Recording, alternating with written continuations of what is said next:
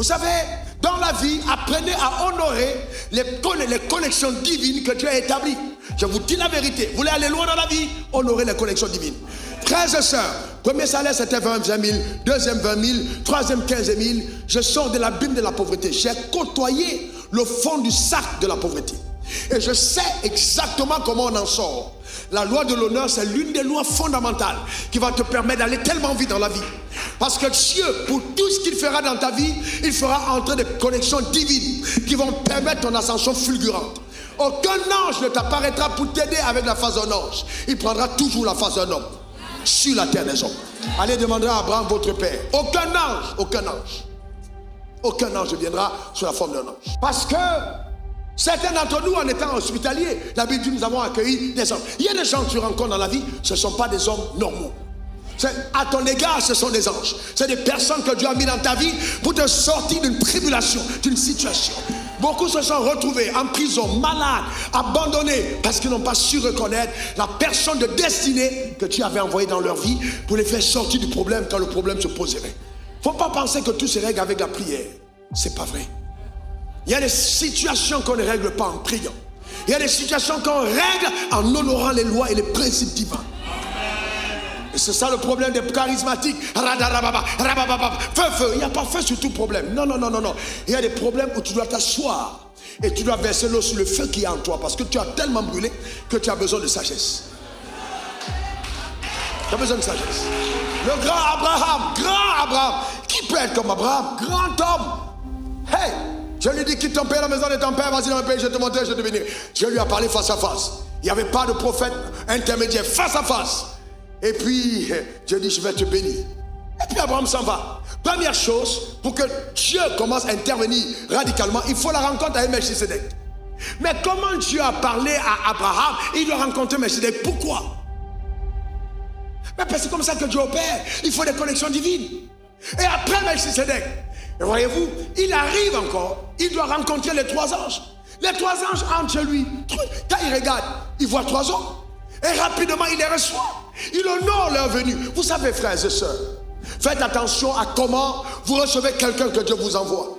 Je vous raconte 2 témoignages. Le drame, c'est que beaucoup d'entre vous, vous passez à côté de ce que le Seigneur vous réserve. Vous dites, non, je suis là depuis, je ne vois pas l'onction. Mais comment tu vas avoir l'onction que tu n'as pas honorée? Je transporte des fréquences au début de l'onction. Tu peux mourir sans jamais en recevoir parce que tu ne sais pas honorer la grâce. Chaque fois qu'il y a familiarité, on isole l'onction. La familiarité est un isolant. L'honneur est un activateur.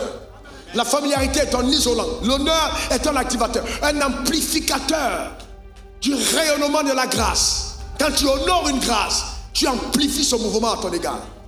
Abraham, rapidement ma chérie, rapidement.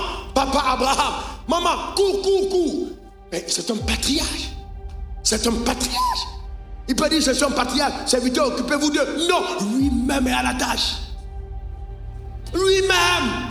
Pour les 3 anges, lui-même. Et le cortège était en train d'aller à Sodome et Gomorrhe. La ville allait être détruite. Et quand ils ont vu le comportement d'Abraham, ils disent à Abraham, bon, écoute, à cause de ce que tu as fait, on va te dire une bonne nouvelle. L'année prochaine, à la même époque. Vous savez quoi? S'il n'avait pas parlé, ça n'arrivait pas. Non, attendez. Je suis un homme profond.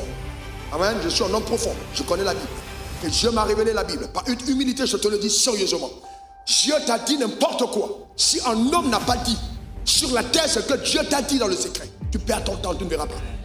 Je te dis encore, quel que soit ce que Dieu t'a dit, il faut une voix prophétique sur la terre qui donne autorisation au rêve de Dieu d'arriver dans ta vie. Tant que quelqu'un n'a pas dit, ça ne viendra pas. Et donc, qu'est-ce que le diable va faire?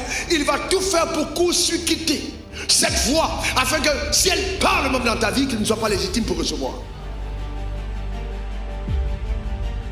C'est quand ils ont dit, assurément, l'année prochaine, à la même époque, j'aurai un enfant. C'est à partir de là qu'Abraham a eu l'enfant l'année qui a suivi. Mais est-ce que c'est eux qui ont décidé? Non. Mais ils ont autorisé l'arrivée. Parce que la terre appartient aux hommes. Quel que soit ce que tu désires, Dieu t'enverra des hommes. Dieu te fera entrer des hommes. Dieu te fera venir des hommes sous forme d'anges. Je prie qu'il t'arrive d'avoir des hommes sous forme d'anges. Et que par ton orgueil, tu ne détruises pas ces relations. Que tu les préserves. Donne-moi ton meilleur amen. Dis encore amen. Alléluia. Allez demander à Rahab, la prostituée. J'aime la Bible parce qu'elle est précise. Rahab qui? La prostituée. Deux hommes arrivent dans la ville. Elle est là. Elle est en quête, vous savez.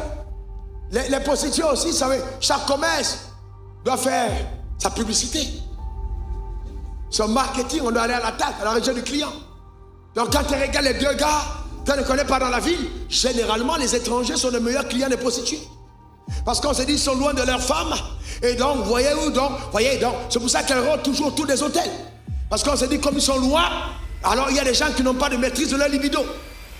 Donc dès qu'ils sont, ils commencent à trembler, ils vont trouver des solutions annexes et connexes. Que Dieu te délivre de cette influence. Si tu ne dis pas amen, ça ne va pas arriver. Que Dieu te délivre. Donne-moi ton meilleur amen. Et c'est là qu'elle se rend compte que non, ce n'est pas n'importe quel homme. C'est des prophètes de Dieu, des envoyés, des messagers de Dieu. Elle garde les hommes chez elle. Elle était prostituée.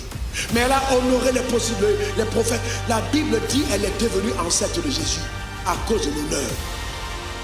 Elle a défendu. Vous imaginez ça? Elle a défendu. Elle dit, je sais que vous êtes un peuple puissant. Non, ça veut dire que c'était une prostituée qui connaissait la Bible, mais qui n'était pas libre. Comme il y a beaucoup qui m'écoutent là, vous connaissez la Bible, mais vous n'êtes pas libre. Qu'à ma foi, la liberté soit ton partage. Donne-moi ton meilleur amen.